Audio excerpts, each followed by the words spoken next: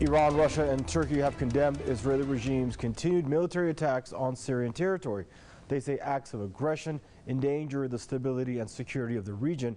In a joint statement following the third trilateral meeting of the Syrian Constitutional Committee in Geneva, TRIO also stressed Israeli attacks violate international law and undermine the sovereignty of the Arab nation.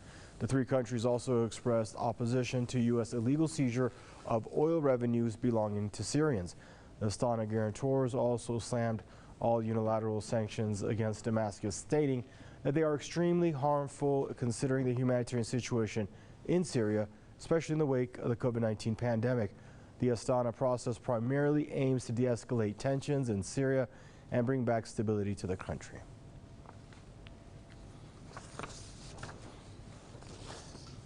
And now joining us for this news review is Scott Bennett, former U.S. Army psychological warfare officer from San Francisco, California, and Gordon Duff, senior editor at Veterans Today, joining us from Michigan. Gentlemen, I'd like to welcome you both to the program. Mr. Gordon Duff, we'll start with you. Your thoughts on this meeting and possibly what could have come out of it and what did come out of it. Well, I'd like to be excited after reading the output from the meeting, except that it's pretty much entirely hogwash. The Russians Here, let me read are that. I'll upset bring with it back the to you. U.S. With the U.S. Seizing oil revenue, except that the Russians are working day and night, hand in glove with Donald Trump, trying to put him back into the presidency, and he's the one responsible for taking the oil revenue. But he's Russia's absolute best friend. Look at it. You look at their media at any time. They couldn't be closer to Donald Trump than they are, but they won't say anything to him about this. As far as the Turks go, the oil that was stolen from 2012 onward was stolen by them. Erdogan's own son owned the trucks. Looted oil from Iraq and Syria are still involved in doing it. There is no way to remove oil from Syria without selling it inside Turkey, and you don't sell anything inside Turkey without personally paying Erdogan. And the Russians were looking at being forced by Syria to push Turkey to stand up for the agreements earlier made about Idlib. And Turkey has not kept to a single agreement they made with Russia before, and the ones before that, and the ones before that, they did nothing at all. Idlib is full of Turkish arms. It's full of more and more terrorists, more and more armed terrorists of exactly the kind that the Turks are saying now that they want to stand against, all of them armed with Turkish weapons, all backed up by the Turkish military. Turkey is there. The only thing Turkey is trying to leverage right now is that some of this oil revenue is going to the Kurds, and that hit a sore spot with them. And at the same time, the other motivation here is that the tribal leaders that haven't been assassinated in the last few weeks, and about half the Syrian tribal leaders have been murdered recently, but those that haven't are organizing a major uprising against the U.S. and the Kurds in northern Syria. And that uprising is going to put them directly in contact with the Turks, who are occupying much of the same area. And that's going to lead to fighting that the Russians won't be able to stand aside for. That'll be an armed conflict. But other than this, when you watch one agreement after another, after another, after another, and Turkey pays no attention and they just do what they do over and over, and everybody lets them go because Iran's selling them natural gas, because the Russians need Turkey, because they're building a gas pipeline there, because Turkey is so economically important because of its key location. There isn't a lie that Erdogan can't tell that other nations won't put their name on. Thank you, Mr. Duff. And Scott, I'd like to welcome you to the program. If you could take off for where Mr. Duff left off, and you could also add, Gordon didn't touch too much on Tel Aviv's infringements of Syrian sovereignty. If you could speak a little bit about Tel Aviv, Washington, and Ankara, and what they need to be, why they need to be in Syria today. Well, I hope Gordon's not trying to protect Netanyahu, but I certainly will not protect Netanyahu. Netanyahu, of course, has followed the Oda Danan plan since 2001 to break up the countries around Israel into smaller, more easily manageable tribal areas and sections. And this, of course, was advanced by Netanyahu when he came to the Congress of the United States and pushed the United States using propaganda and lies into the Iraq War. And Netanyahu additionally has engaged in these war crimes and these atrocities and these militant, aggressive maneuvers that should warrant his international arrest warrant as a war criminal. But yet, because of the Zionist control of the U.S. political actors and media, that's not yet been done. I'm hopeful that it will in the future. But this is part of an ongoing absorption of the immediate areas, the pushing out of the indigenous people, and the confiscation of natural resources. This is all part of Netanyahu's plan and a greater Israel project. It may be backfiring in the reversal of his political fortunes.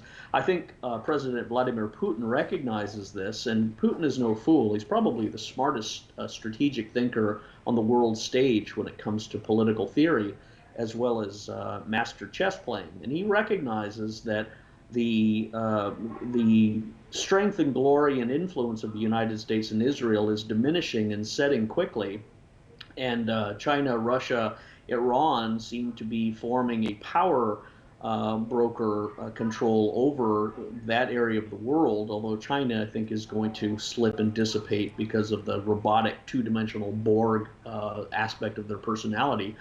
But Russia is rising and recognizes that the way to influence Europe is through the strategic economic alliances of Turkey, of Syria, and combining both the economic solidarity of Russia and the solidarity of the ruble and the solidarity of its moral culture and its moral character, recognizing such natural law, universal concepts and principles such as natural family, natural marriage between a man and a woman. Those are the staples of a sane and healthy society. That's why Russia is far saner and healthier than the United States in a lot of these regards. So Russia and Vladimir Putin and many of the conservative peoples of Europe and Eastern Europe are reorganizing themselves along a political paradigm where Russia, I think, is going to be boosting its influence and its openness and its investment attractiveness. I don't think there's a country whose economy is and monetary reputation is more solid than Russia. So it's simply carving out new alliances, new sovereignty, new live and let live arrangements, and Turkey and Russia and Syria are forming a stability alliance, and Iran is part of that, whereas Saudi Arabia, Israel, and the United States are part of the instability alliance. And that's recognized also by the European nations that are in play that may not be strong enough to act on their own initiative, but they are smart enough to realize to be on the winning side means to alienate the U.S. unilateral decision-making that it's tried to do at the United Nations through its bluster, through its bullying, and siding on the side of Russia and stability and live and let live and these other things. I think that's the new political theory, and many other academics have talked about that in the rise of a multipolar world. That's the key for the future. A multipolar world means naturally the unipolar world will disintegrate. Thank you, Scott. And Gordon, to your point, so what you're basically saying is that after almost 10 years of war in Syria, that we're no closer to peace because we were mentioning all these players. Someone wants your oil, someone wants the northern parts of your country, someone just flies in and bombs wherever they want, whenever they want. How do you hold inter-Syrian dialogue, and how do you get peace in that country? How do you give that country its dignity and sovereignty back? Well, it would be nice if Netanyahu didn't continually shuttle to the table with Putin. And then increasingly, so many of us are finding that Mr. Putin seems to be going along with, let's say, the interests of the most powerful, really the most powerful person in Russia, Simon Mogilevich, the head of the Kosher Nostra, who is certainly more powerful than Putin, controls the army, controls the economy almost entirely, and no one even knows who he is. He has his teeth into Putin, he has his teeth into Trump, he's got his teeth into Netanyahu, he's got his teeth into Erdogan as well. And this is the deep state aspect that Scott deals with so aptly, I think, much of the time. The real issue we have, and I get briefings, and they're less now because the Russians have been keeping themselves under wraps in Syria for weeks now. The Syrian people are just enraged at Russia for what they have allowed. And what has Russia allowed?